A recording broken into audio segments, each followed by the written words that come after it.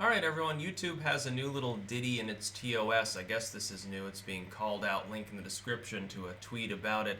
About commercial viability affecting whether you're basically allowed to exist in the platform. I'm just going to read this little section verbatim because it's only a couple sentences here. YouTube may terminate your access or your Google account's access to all or part of the service, YouTube services that is, if YouTube reasonably believes that its provision of the service to you is no longer commercially viable.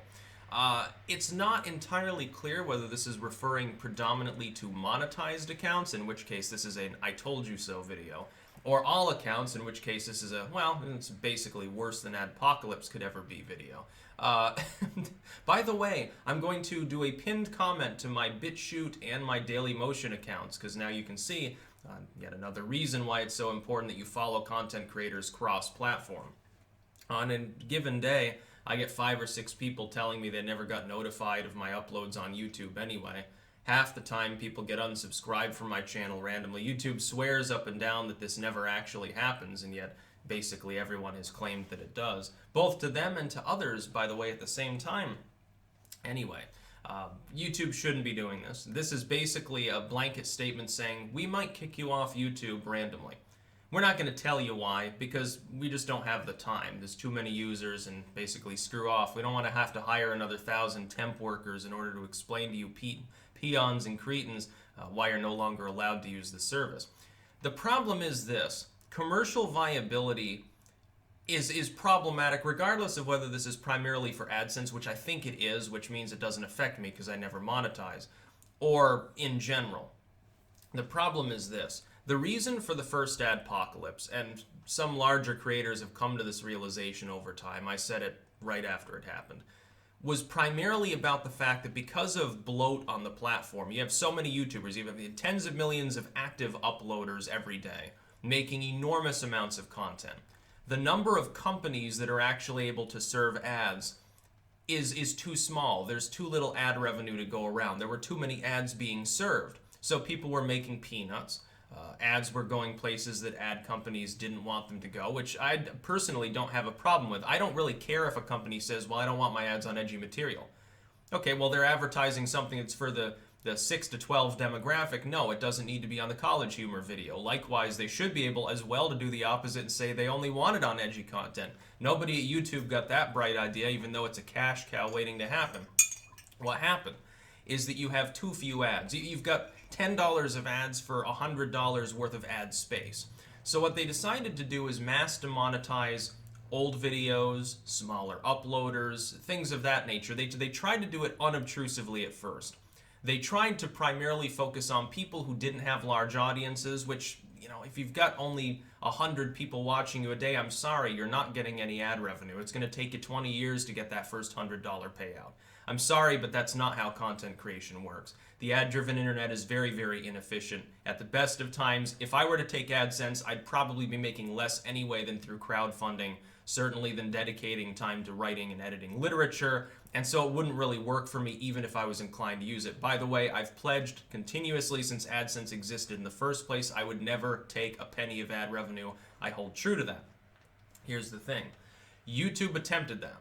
Then you had Adpocalypse 2.0, where a bunch of material by even the most popular creators was showing up yellow, and like some ads wouldn't be served some of the time because they realized, oh shit, we're still falling short. There's not enough money to go around. YouTube has begun literally offering money to astroturfed bullshit celebrities to get on the platform and make shitty videos. They pay people like Arnold Schwarzenegger and Will Smith now to do what other people do for free and much more entertaining. The problem is this.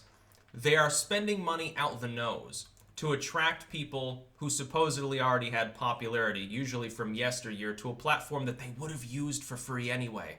Because no sane celebrity, no sane political figure, no sane individual would be without a YouTube account. As long as it remained grassroots and about primary content creation, no individual in their right mind trying to build a brand or business wouldn't have a YouTube account. Even if they don't use it all the time, they would have one. They would identify themselves on the platform. YouTube, as well, with this, is probably trying to give itself plausible deniability to be able to kick off people who take AdSense. They may not, for the most part, get any ads on the content. Everything shows up yellow, and occasionally they get a hit. They don't want them to get anything. And so they're saying we're going to terminate you completely, and we might just ban you outright. That's what this appears to say. Does it not? Am I reading it wrong? Commercial viability. So someone has a free Gmail account, doesn't use any other service. Is Google going to randomly ban them because they're taking up bandwidth and not generating revenue? They use ad blocker, therefore they're a bad person, not allowed to use YouTube. The problem is this. On the surface, this makes sense. It makes the platform more fiscally viable, even if YouTube's not misusing that power. It does. It makes the platform more streamlined and efficient. It makes more sense to cull 99% of the content creators that create a lot of content that never gets hits. Focus on the 1%ers and let everyone else have a viewing-only account that they can just interact with content with. That'd be way more efficient. The problem is it would kill the platform. And YouTube knows this. So they're trying to do it silently. They're trying to silently remove what they see as detritus. And I have a feeling that this is not even just about money. This is about having a plausible explanation as to why they can kick anyone off at any time. So like, they could kick me off and say, well, you don't monetize, you're not making us any money. Therefore, we're not allowing you to take up space on our platform anymore because you're not commercially viable. And of course, if this just relates to AdSense, which is possible, again, it's not entirely clear. YouTube likes its ambiguity in policy, as you may have noticed. If it's just about that, well, most of the large creators use AdSense. So what they're saying is, well, PewDiePie is no longer commercially viable. We're just going to kick him off. That would make sense, except the problem is when you do this, especially to larger creators, it just emboldens all of the other sites that are willing to platform them. They can't use YouTube, they'll spend their time elsewhere. They'll spend their creative talent elsewhere. Here's what will save, ultimately, content creation. The people getting kicked off are not extremists, they're not bigots, they're not problematic, they're not violent, bad people. They're content creators. Some of these people have honed their skills for decades. They know what they're doing, they're going to create content wherever they go, and they're going to find an audience wherever they go. YouTube is not the only content creation platform in the world. Even if you have a corporate monopoly sort of system, a vertical monopoly in which a half a dozen companies really control most of the internet, they still do compete a little bit. And there are always outside competitors from foreign markets. Look, BitChute's not even hosted in the US. In order to get a free speech tech platform for video, we literally had to look outside of the United States to find other countries that are willing to host content and not fiddle with it constantly. Payment processors like Subscribestar, I think their payment processor is Russian. The Russians like free speech more than the US apparently now. That's very, very sad. To see Silicon Valley firms run by people who are clearly smart and they're surrounded by smart people making such dumb mistakes is almost demoralizing. It doesn't make sense. It's like with the flip over of generations, all of the older tech platforms have decided, we're going to go the way of cable, basically. It's going to become like on-demand. Who cares about on-demand anymore? That's dying too now. No, but people want to create content, not just passively absorb it like zombies. By the way, I think that that's a very good thing. The fact that the vast majority of people at this point create some sort of content of value somewhere in the world, videos, pictures, little blurbs on a blog somewhere, do a write-up on Tumblr, whatever it is, they're creating something. Others can see it and interact with them. I think that's great. I think that's probably why the crime rate's falling across parts of the world. It takes up people's time. Hey, Jim, you want to go and spray some graffiti on this building? No, I'm updating my blog spot. You want to go shoot up some heroin? Maybe later. Right now, I've got to make a YouTube video. I think it's wonderful. I think it's terrible that YouTube would decide to go the way of the dinosaur by alienating its creators. Again, this may just be for a handful of people who are monetized, but they put out bullshit. But, I mean, it's obvious plausible deniability to be used in other situations. I think it will be misused. I don't think that there's any mystery behind it. It's just like YouTube a month ago announcing that they were going to change over to a subscription system where only the uploader themselves and only in Beta Studio would be able to see their actual live subscriber count. For everything else, it only clocks over when it hits 1,000. So, like, for me, that helps obscure the fact that my channel growth has fallen to a double-digit subscriber total each day because I'm algorithmically buried. Priority creators have basically buried 90% of us behind a wall of Fox News and Katy Perry. Well, obviously that harms my user experience too. When I go and I try to look for 80s music, I'm seeing a bunch of other stuff.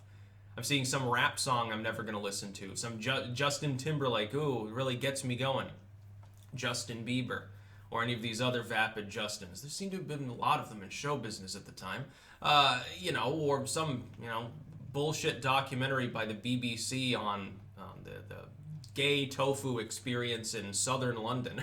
Something. I'm never going to watch that shit. What are you talking about? That's boring. I'd rather make videos. But I mean, there's a reason why I now make BitChute exclusives. One of my videos every day is just on BitChute. By the way, to anyone that didn't hear, if you're not watching me there, you're only getting 3/4 of my content anyway.